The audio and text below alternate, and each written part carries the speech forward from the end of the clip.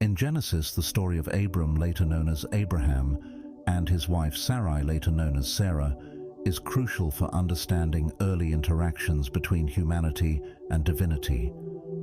This narrative is pivotal in understanding the foundational accounts of the Bible, where Abram emerges as one of the earliest figures to communicate directly with God. As Abram faces trials and interacts with powerful kings like Pharaoh and Abimelech, questions arise. These questions revolve around the morality of Abram's actions, the purity of Sarah, and the righteousness of the kings involved. These debates underscore the theme of faith and God's testing of individuals' worthiness to receive his promises.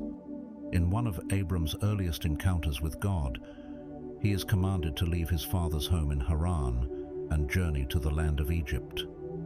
God promises to transform Abram into a great nation, bless him, make his name renowned, and ensure that he becomes a source of blessings. Furthermore, God pledges to bless those who support Abram and curse those who oppose him, ultimately intending for all peoples on earth to be blessed through Abram. Genesis chapter 12, verses 1 to 3, NIV. The Lord had said to Abram, "Go from your country, your people, and your father's household to the land I will show you. I will make you into a great nation, and I will bless you. I will make your name great, and you will be a blessing. I will bless those who bless you, and whoever curses you, I will curse. And all peoples on earth will be blessed through you." When God called upon him, Abram didn't hesitate to obey or question the unfamiliar encounter.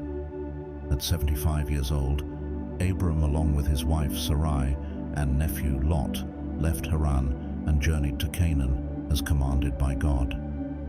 This detail highlights Abram's unwavering loyalty to God, demonstrating his willingness to embark on such a journey even at an advanced age.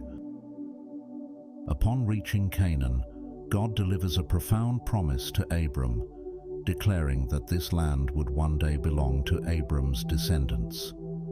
To solidify this promise, Abram builds an altar to God who appears before him, affirming the significance of the covenant made between them.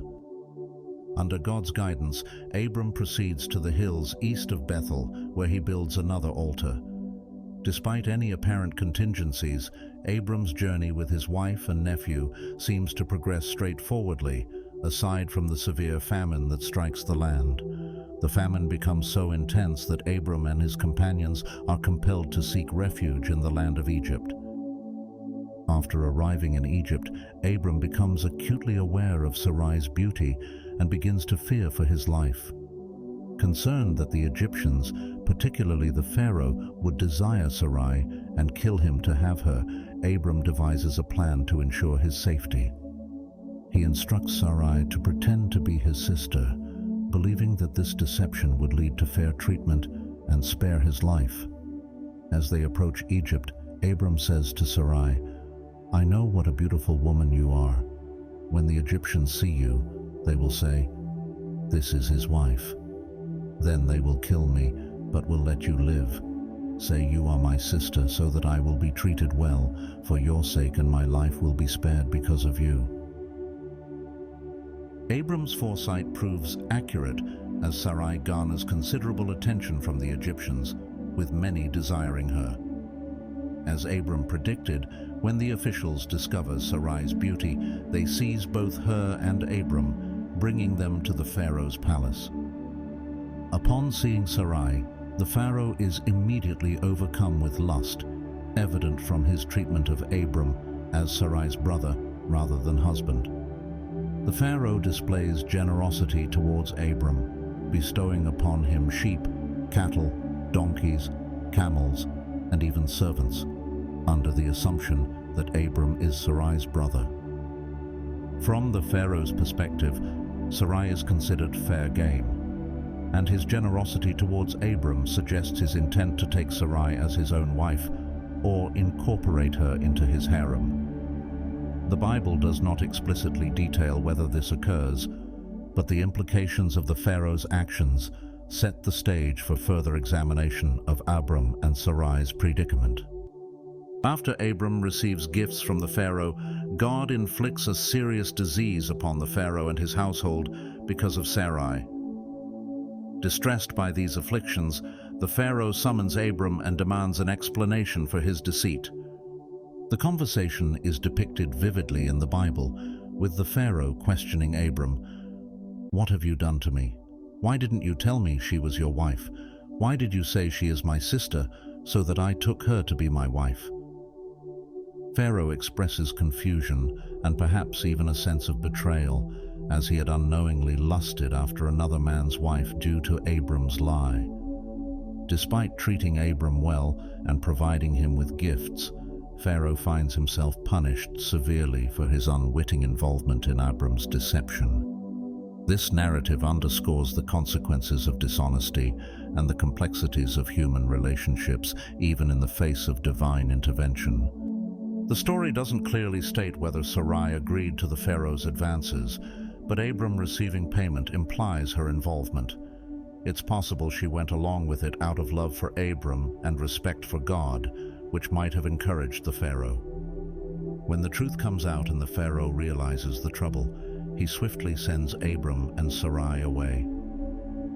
He instructs them, "Now then, here is your wife, take her and go," and further orders his men to escort them away, along with all their possessions.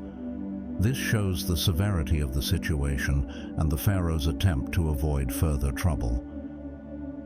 However, Abram's actions of offering Sarai to Pharaoh for his own safety are debated. Traditional interpretations suggest Abram acted under God's guidance, passing a test of faith and ultimately being rewarded for his loyalty. However, critics view Abram as selfish and cowardly, sacrificing his wife's dignity for personal gain. Sarai's sacrifice is often overlooked, and Pharaoh's character is debated, with some arguing he deserved punishment for his lust and lack of faith, while others see him as honorable. The narrative leaves much open to interpretation, with differing views on the morality of the character's actions. In Genesis 20, we see a similar scenario unfold with Abraham and Sarah when they move to the region of Negev, where Abimelech, the king of Gerar, takes an interest in Sarah's beauty. Abraham, fearing for his safety, once again refers to Sarah as his sister. Here, unlike in the previous encounter with Pharaoh, the Bible specifies that Abimelech did not touch Sarah before God intervenes. God appears to Abimelech in a dream, warning him of the consequences of taking Sarah, who is married. Abimelech protests his innocence, claiming that he acted with a clear conscience and clean hands, as both Abraham and Sarah had presented themselves as siblings. Recognizing Abimelech's dilemma, God prevents him from touching Sarah and instructs him to return her to Abraham to avoid further consequences. Upon returning Sarah to Abraham, Abimelech questions Abraham's deceit, feeling wronged and dishonored by the deception. Abraham justifies his actions by claiming he feared for his life in a godless place and believed Sarah's half-sister relationship with him would spare his life. He also suggests that the deception served as a test of Sarah's loyalty and love for him. Abimelech, seeking to make amends, gifts Abraham with cattle, slaves, and silver, and offers him the freedom to reside anywhere in his land. However, the compensation is accepted by Abraham, not Sarah, undermining the sincerity of Abimelech's apology. This encounter sheds light on the previous interaction with Pharaoh and raises doubts about whether Sarah had relations with either king. God's intervention with Abimelech suggests that similar stipulations may have been in place with Pharaoh, preserving Sarah's purity. The interpretations of these biblical stories vary, with different viewpoints considering Pharaoh's punishment, Sarah's involvement with the kings, and Abraham's motives. Such debates highlight the complexity and richness of biblical narratives, offering diverse perspectives for contemplation. Dear listeners, we know this story sparks many debates and interpretations. Feel free to share your interpretations and any fresh perspectives you might have. Drop your comments below and let's get the conversation going. Also, if you liked today's presentation, Please press the like button, share it with your friends, and subscribe to our channel. Thank you.